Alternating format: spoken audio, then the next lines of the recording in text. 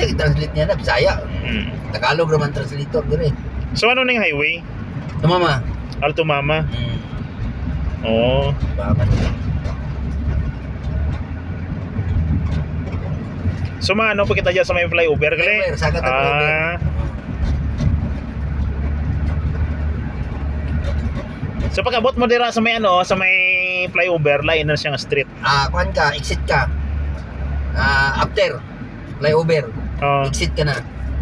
May islat diya nga dalan. Exitan nimo pasaka ka flyover.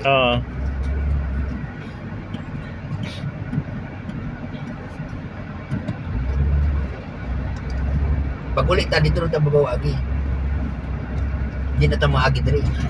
Kay traffic. Shortcut ta to sa yagyan ta bala tong sa Riyadh front sa likod. Doon ta maagi.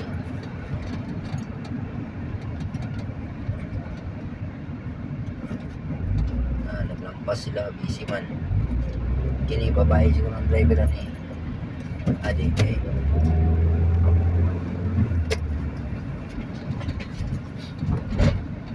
dire hadlok kay dire sa kanang mga intersection bitaw. Hadlokon mo ba para hindi para makuha gani mo dalan ang sa gilid. Mo dire style. Wala si bigang kaya mas bigang ay ate ko ni driver niya. Pusunado ba gani? Samot na nga na kabisado na nakong iyon ay saos. Nala na expedition dako kayo. Sisihong ulo na ng traffic ba? Kani pa baka ya mura kag nasa eroplano. Kana exit na ko sa balik na dito flyover kadi ako ano saka ta diya. Continue on Route 539 for 4 kilometers. Exit na yun lagi flyover ni tapos U-turn Ukman din. Dalan na. Saan nagubok? Mula maghubok. Isa? Kani. Paingon mo kalit dito. Basi babae ang ano? Sino delikado nito. Sunod ta. Daw. Lala.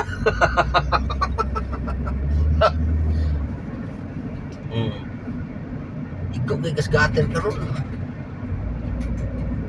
So dapat hindi ka magpabinit. Hindi ka magpabinit. Wala kay wala. May pareho sa ato kay ma-acknowledge pa na itong manubila kana sila mataranta din na diretso.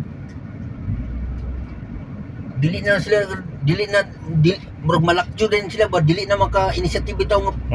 Yung diskarte. Sa ato kay ato pang makuanan mo. Dire diretso na rato yun. Ano na yun likay ka na lang kung imo mabantayan sunset to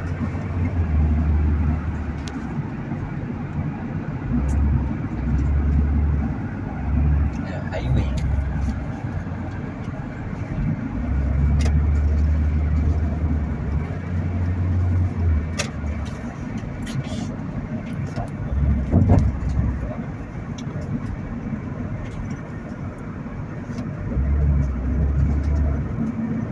sa kamera ko nangin madya. Gapuron. May palito ko niya speakers na manbita. Dama na dito. Kanang pula traffic na siya. Kanang blue mo na siyang dili traffic. Kunjang sana ito ko na. Basta po ito, inani ako, sugod na ng traffic. Basta pula. Para dili ka matalang dire sa location. Kay ang minimum kilometers per hour sa salakyan sa 80 kilometers na. Pag mulampas ka na kana siya ang kanang location matalang ba? Maiba na. Maiba na. Kay kusog na kayo ang iya. Kay 80 kilometers per hour ni siya ang capacity. Kinanglan location ka, naka sa 70-75 kilometers per hour. Oo. Kapag sana, sunod siya. Di ka matalang gid siya na. Kaya sa akong experience ni Pormero, nakataranta ko ba? Oo. Papaspas akong dagan. Muna nga katalang-talang ko. Ako nga naman iman, akong gistudyuhan. Tapos ako ni siyang gi-research ba? Wah, 80 kilometers per hour kalmang gali day. Amo day nga, muna kang ramir. Talang-talang siya. Kay kakataranta siya tapos paspas yan dagan. Mm. Muna ang experience na ko ani. Tapos gi-research na ako ang kilometers per hour if kung mag-finding location ka 80 kilometers per hour city